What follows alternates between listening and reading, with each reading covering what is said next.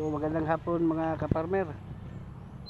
So andito naman tayo ngayon sa ating farm 1 dito sa Manambulan. So pasensya na nga pala mga kaparmer kung bakit ngayon ako naka download ng video, upload na pala ng video kasi busy lang sa sa ating pamumuhay. So ngayon mga kaparmer, ipapakita ko lang sa inyo yung dating tinanim natin na durian. Ito mga kaparmer, so iniwan natin ito ng mga 5 buwan. So ngayon 5 months old na ito mga kaparmer. Yan o, maganda yung dahon niya mga kaparmer sa 5 months old na. So sekreto lang natin mga kaparmer, kailangan mag-abono tayo kada buwan, mag-abono ng insecticide, fungicide at saka foliar.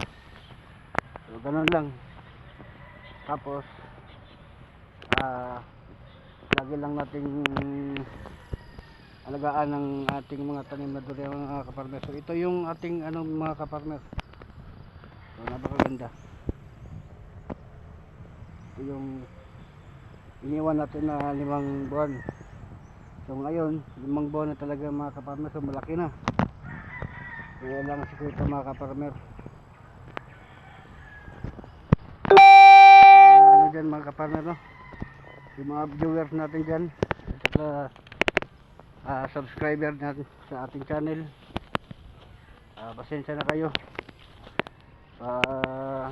Yan na ako naka upload ng video. So sa susunod na buwan mga kaparmer, yung pasyalanan na natin yung ating farm dun sa Saro, yung farm 2 natin sa Saro. So doon naman tayo mga kaparmer, magda-download ng panibagong video. So yun yung ating doon mga kaparmer, malaki na. So hindi pa naka dyan mga kaparmer, hindi pa naka-subscribe dyan, pakiclick na lang ng notification bell para updated kayo sa susunod kong video. So ito yung mga natin mga kaparmer, pinaghirapan natin, no? 20 to durian na tinanim natin, iniwan natin ng 5 months. So ngayon 5 months old na siya. So ito ngayon yung ating mga durian. So kita nyo naman mga kaparmer, yan, no? Yan. So yun ang sikreto natin mga kaparmer.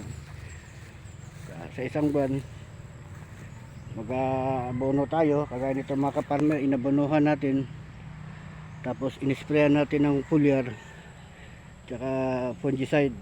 So para sa mga insekto mga kaparmer, ito talaga ang sikreto mga kaparmer para maganda yung tubo ng ating durian. So yan o, mga kaparmer, ang ganda ng dahon. Yan. So isahin ko na lang mga kaparmer, para makita nyo yung yan.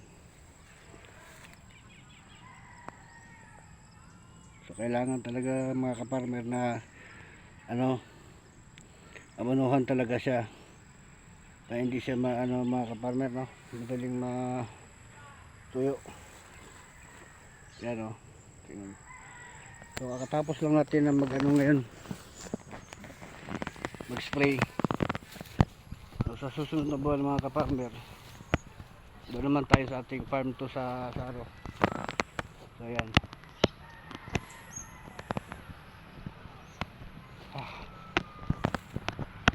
So hanggang dito lang tayo mga kaparmer. So maraming salamat yung hindi pa nakasubscribe dyan, at pakiclick na lang notification bell para updated kayo sa sunod kong video. So So thank you mga ka-farmer, salamat. God bless.